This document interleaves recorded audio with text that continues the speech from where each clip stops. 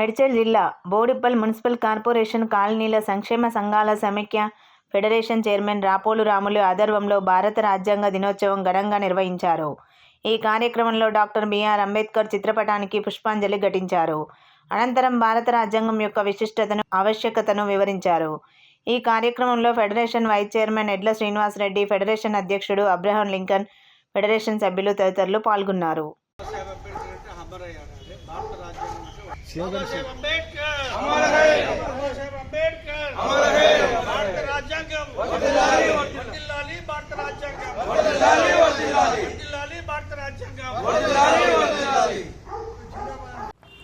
ఈరోజు మన భారతదేశానికి చాలా సుదీర్ఘమైన రోజు.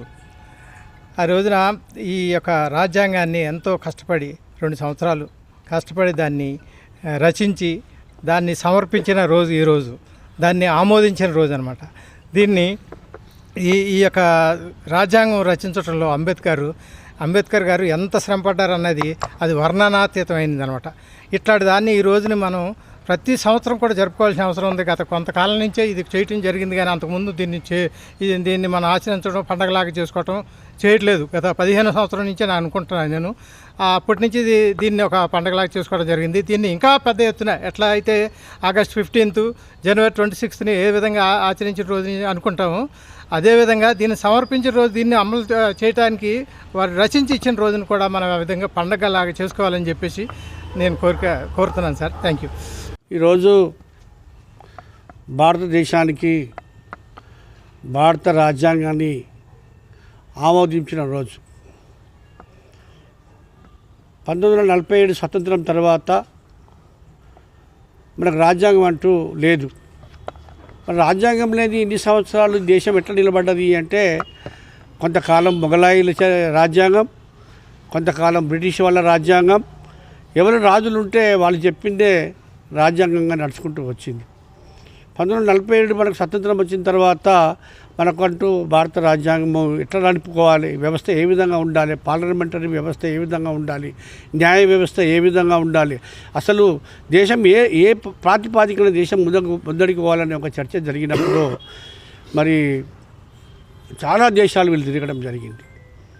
చాలా దేశాలు తిరిగి మనకు రాజ్యాంగాన్ని రాసిపెట్టమని చెప్పేసి చాలామంది దగ్గర తిరిగితే మన అందరూ కూడా భారతదేశంలో విభిన్నమైనటువంటి సంస్కృతులు, విభిన్న కులాలు, విభిన్న మతాలు అందరినీ సాటిస్ఫై చేయాలంటే అంత ఈజీ పని కాదు.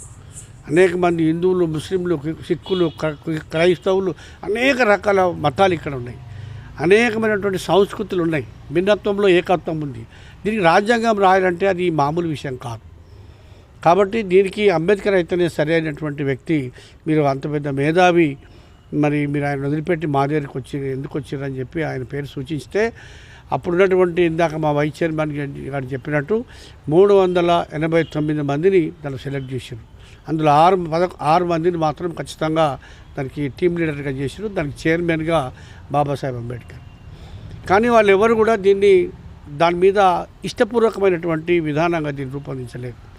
డాక్టర్ అంబేద్కరే ప్రపంచంలో ఉన్నటువంటి రాజ్యాంగాలన్నీ కూడా చదివి మనకి ఏ విధంగా అనుకూలంగా ఉండాలి, మన దేశానికి ఏ విధంగా సూటబుల్ అవుతుంది, మనం ఎట్లా దీన్ని ముందుకు తీసుకుపోవాలి, ఈ విభిన్న కులాలు, మతాలు, సంస్కృతులు, అనేక రకాల బౌద్ధులు, సిక్కులు, క్రైస్తవులు, ముస్లింలు, హిందువులు, ఇన్ని మతాలకు న్యాయమైనటువంటి రాజ్యాంగం రాయాలని చెప్పి ఆయన చాలా కష్టపడి 2 సంవత్సరంల 11 నెలల 18 రోజులు ఒక్కడే భుజాల మీద వేసుకొని రాజ్యాంగం రాసి, ఆయన ఆ రోజు ఉన్నటువంటి ఏదైతే నవంబర్ 1949 నవంబరు 26వ తారీఖు నాడు బాబు రాజేంద్ర ప్రసాద్ ఆ రోజున రాష్ట్రపతి.